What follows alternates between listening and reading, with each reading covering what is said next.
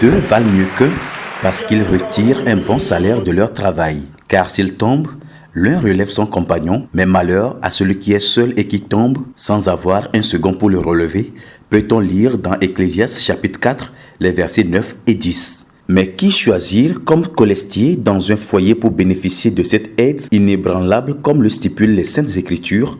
C'est en effet l'une des questions qui trouve sa réponse dans cet ouvrage de Magloire Agbenido, dédicacé le dimanche 22 septembre 2019, avec qui est posé comme titre « Le livre est d'un grand intérêt ». C'est un sujet complexe d'actualité parce que à un moment de la vie, le jeune homme, la jeune fille s'impatiente, il cherche son partenaire, celui ou celle avec qui il va faire sa vie.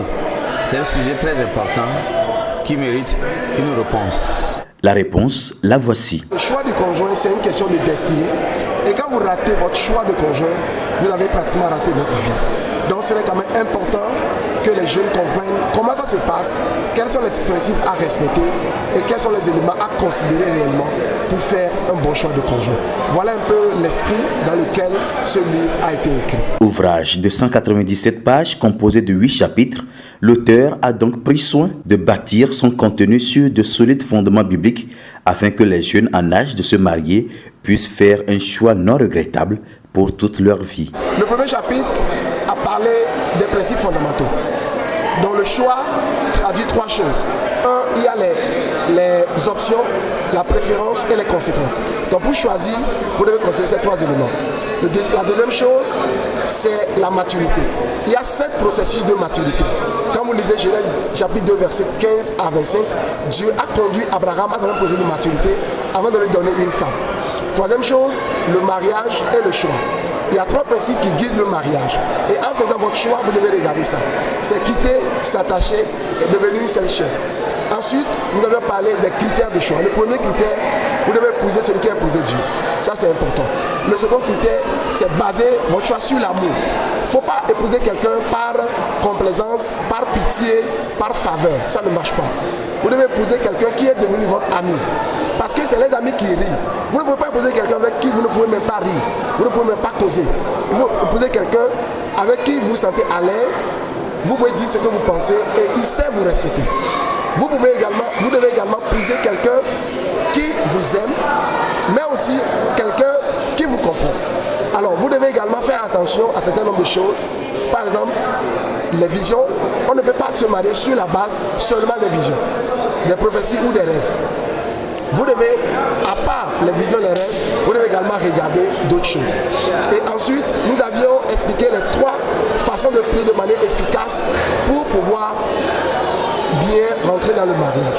Et aussi, les 3 repères importants pour pouvoir connaître la volonté de Dieu. Puisque le mariage engage 2 personnes, 10 clés pour opérer un bon choix sont aussi à découvrir dans cet ouvrage. Pour faire un bon choix, il faut d'abord être soi-même un bon choix. Parce que c'est seulement ce qu'on est qu'on attire. Et donc si vous êtes bon, vous pouvez attirer de bonnes choses. Deuxième chose, vous devez comprendre que pour faire un bon choix, vous devez être mature. Les gens immatures ne peuvent pas savoir ce que c'est qu'un bon choix.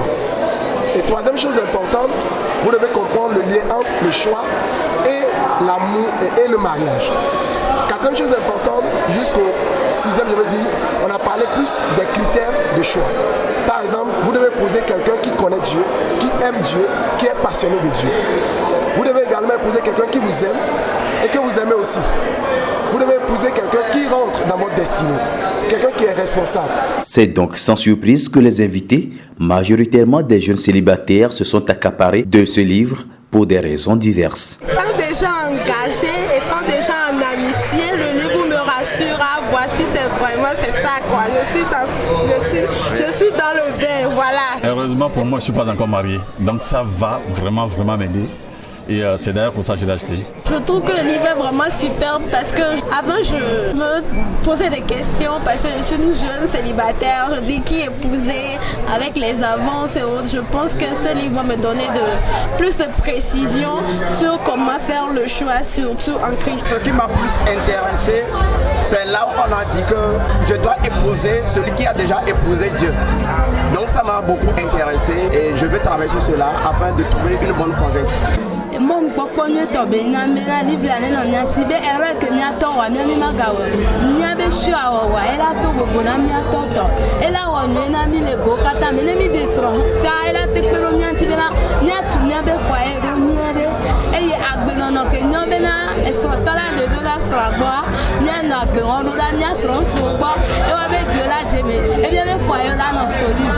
En termes de recommandations, ce livre, comme c'est pour le choix, c'est d'abord recommandé aux jeunes célibataires, mais qui veulent réussir leur mariage. Mais aussi au-delà des jeunes, nous avons également des papas qui doivent conseiller, des grands frères, des gens qui sont déjà mariés, qui reçoivent des jeunes, des petits frères, à qui il faut donner des conseils. Donc ce livre leur est également destiné.